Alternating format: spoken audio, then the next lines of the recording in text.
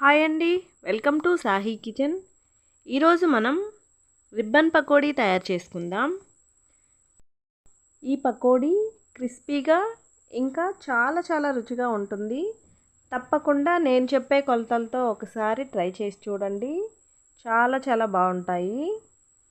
ఇప్పుడు ముందుగా ఒక గిన్నె తీసుకొని అందులోకి ఒక గ్లాస్ బియ్యం పిండి వేసుకోవాలి.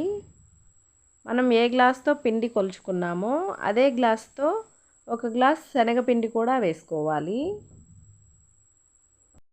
ఈ విధంగా ఒక గ్లాస్ బియ్యం పిండికి ఒక గ్లాస్ శనగపిండి వేసుకొని ఇప్పుడు రుచికి సరిపడా ఉప్పు, ఒక టేబుల్ స్పూన్ కారం, అలాగే ఒక టేబుల్ స్పూన్ వాము వేసుకోవాలి. వాముని ఇలా డైరెక్ట్గా వేసేయకుండా ఈ విధంగా చేతిలో వేసుకుని ఇలా నలిపి వేసుకోవాలి. ఇప్పుడు ఇందులోనే ఒక టేబుల్ స్పూన్ నూనె వేసుకోవాలి. ఇష్టం ఉంటే డాల్డా కూడా వేసుకోవచ్చు. నేనైతే నూనె వేస్తున్నాను. ఇప్పుడు వీటన్నిటిని పిండి మొత్తానికి బాగా కలిసే విధంగా బాగా కలుపుకోవాలి. పిండి మొత్తాన్ని ఈ విధంగా కలిపేసుకొని ఇప్పుడు కొంచెం నీళ్లు వేసుకుంటూ పిండి తడుపుకోవాలి.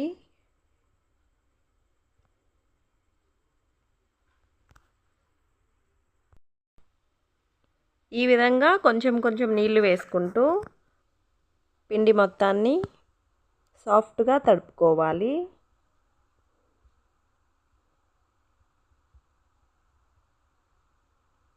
పిండి మనకి ఈ విధంగా ఉంటే సరిపోతుంది. ఇప్పుడు మురుకుల గొట్టం తీసుకుని ఈ షేప్లో ఉన్న ప్లేట్ పెట్టుకుని మురుకుల గొట్టానికి ఆయిల్ రాసుకోవాలి.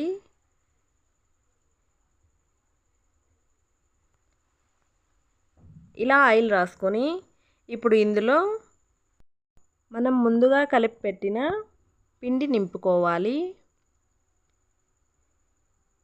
ఈ విధంగా గొట్టానికి సరిపడా పిండి పెట్టుకొని ఇప్పుడు డీప్ ఫ్రైకి సరిపడా ఆయిల్ వేడి చేసుకుందాం.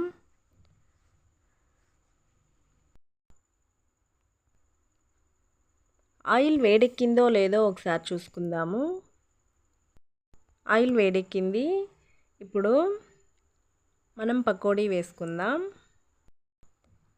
ఈ విధంగా వేసుకుంటూ బాండలకి సరిపోయినంత వేసుకొని రెండు వైపులా మంచి గోల్డెన్ బ్రౌన్ కలర్ వచ్చేంత వరకు ఫ్రై చేసుకుందాం.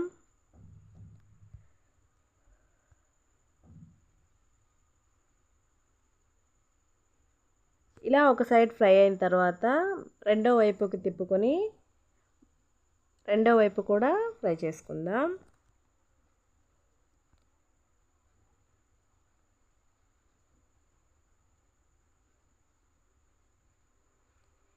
ఈ విధంగా మంచి కలర్ వచ్చేంత వరకు ఫ్రై చేసుకుంటే సరిపోతుంది.